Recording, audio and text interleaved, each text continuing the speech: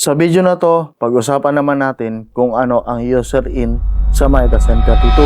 Ang user in ay isang parang custom input patching. It means ikaw ang pipili kung anong physical input like mic, instrument or galing man niya sa stage box ang mapupunta sa bawat channels. Ang user in ay makikita nyo sa routing section.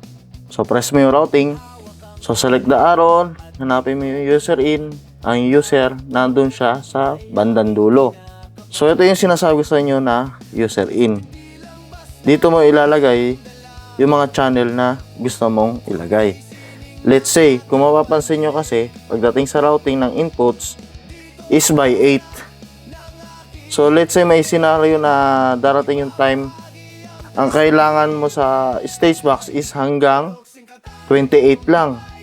Tapos, kakailangan mong gamitin yung apat na local channel mo na nanggaling dito mismo sa mixing console sa likod niya.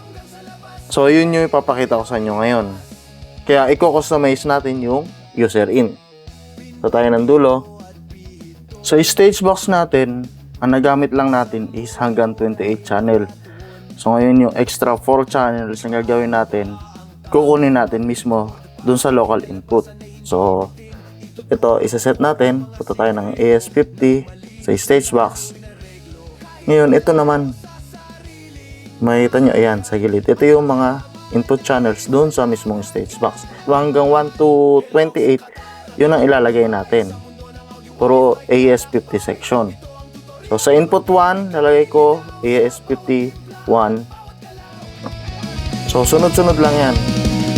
Mula sa gitna na lang desyerto, doon sa katarang aking kuta, hawak ang kable at mikropono, bawat tunog ay aking kinakapa. Hindi lang basta ingay ang dala. So, nailagay na natin yung input natin na galing sa stage box hanggang 1 to 28. Ngayon, kukunin naman natin sa local yung pang 29 natin. So, set natin dito as local in. So, let's say 1 to 4 yung kukunin mong channel dito sa mismo likod ng mixer. So, tinapat ko sa local, tas local in 1. Sa channel, pan channel 30 ko, input to local.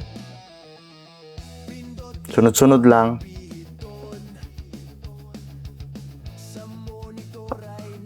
So ngayon yan, kompleto na. So lahat ng channel nang galing sa stage box hanggang 28. Tapos yung sa 29 natin hanggang 32 galing naman sa local. So after nyan, kailangan mong i-customize yung sa input mo naman. Baka ng input. So di ba ito yung mga channel mo sa taas. So, isa-set mo siya dito. Kailangan naka user in. User in 1 to 8. Yung kasunod, user in 9 to 16. Dito, sa kabila, kasunod naman. User in 17 hanggang 24. Tapos dito, user in 25 to 32. So, na-customize na natin yung mga input channels natin. So, makikita nyo rin dito sa na nagawa natin siya ng maayos. So, ayan o. Makikita nyo may A. Ito yung mga galing stage box. Ngayon, di ba sabi ko yung hanggang 28 yon. So, lahat yun may A. Pagdating naman sa 29 to 32, ayan. Big sabihin nito, local in. Local 2, local 3, saka local 4. Ito yung galing mismo sa likod ng mixer. So, sana na-guess nyo tong video na to at nakatulong sa inyo. Respect the people behind the sound. More power sa inyo, guys.